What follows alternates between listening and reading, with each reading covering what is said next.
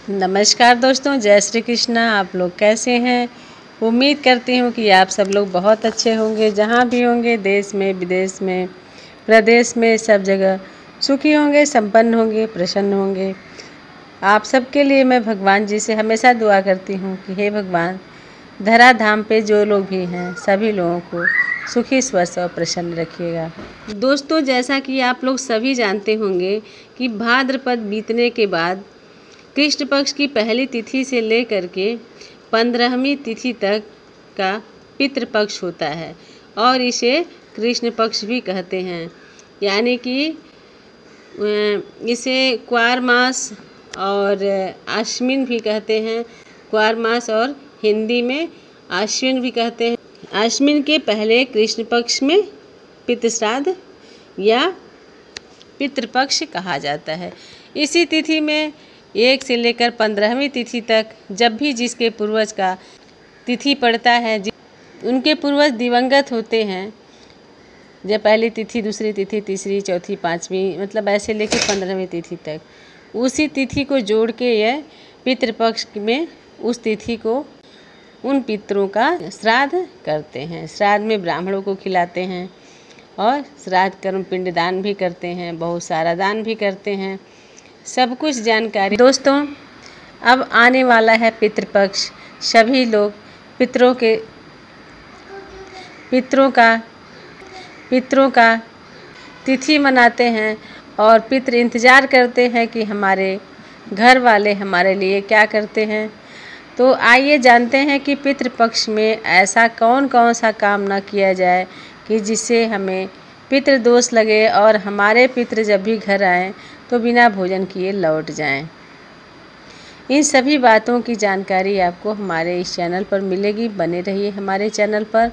दोस्तों, उससे पहले आप सभी से एक बार फिर पुनः आग्रह है कि आप लोग हमारे चैनल को अगर सब्सक्राइब नहीं किए हैं तो सब्सक्राइब कर लें और ज़्यादा से ज़्यादा शेयर करें और कमेंट चैनल पर ज़रूर करें और लाइक करें। लाइक करने से हौसला बढ़ता है और अगर आप लोग अच्छी बातों का सपोर्ट कीजिएगा, शेयर कीजिएगा तो समाज में अच्छी बातें फैल सकेंगी, अच्छी जानकारियाँ लोगों तक पहुंच सकेंगी। तो दोस्तों, अब आइए हम लोग काम की बात करते हैं कि क्या क्या नहीं करना चाहिए। तो दोस्तों, पितृपक्ष में तो पहले तो ये जान लें कि जिस तिथि को जिसके पूर्वज के यानी कि दिवंगत हुए रहते हैं उसी तिथि का यहाँ उस पक्ष में उस तिथि का पितृपक्ष में उस तिथि को उनका श्राद्ध कर्म किया जाता है।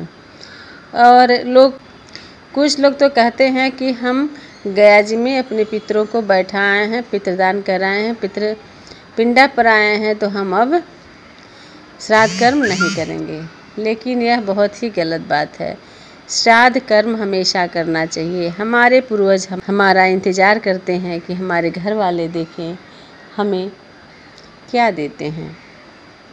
तो दोस्तों, आने वाले पितृपक्ष में आप लोग एक बात का विशेष रूप से ध्यान दीजिएगा कि जब भी पितृपक्ष आए, जिसके पितृ की भी तिथि हो, जो लोग भी पितृपक्ष मनाते हैं, एक कुम्हड़े की सब्जी, जिसे आप भतुआ कहते हैं, भतुए की सब्जी ब्राह्मणों को नहीं खिलाना चाहिए।